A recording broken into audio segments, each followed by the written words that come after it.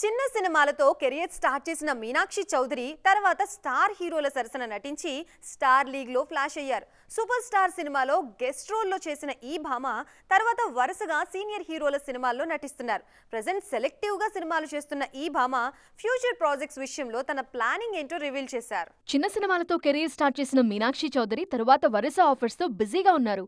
ముఖ్యంగా టాప్ హీరోలతో జోడీ కడుతూ స్టార్ లీగ్ లోకి ఎంట్రీ ఇచ్చేందుకు కష్టపడుతున్నారు. ప్రెజెంట్ టాలీవుడ్ లో ఫుల్ బిజీగా ఉన్నారు మీనాక్షి చౌదరి.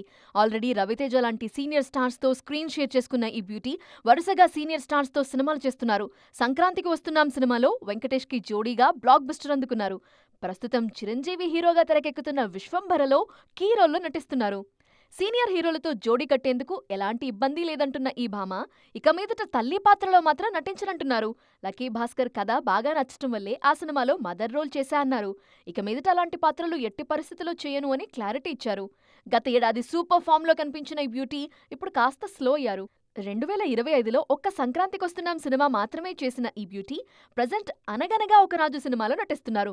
ఈ సినిమాల తర్వాత మళ్లీ కెరీర్ స్పీడ్ పెరుగుతుంది అని ఆశిస్తున్నారు.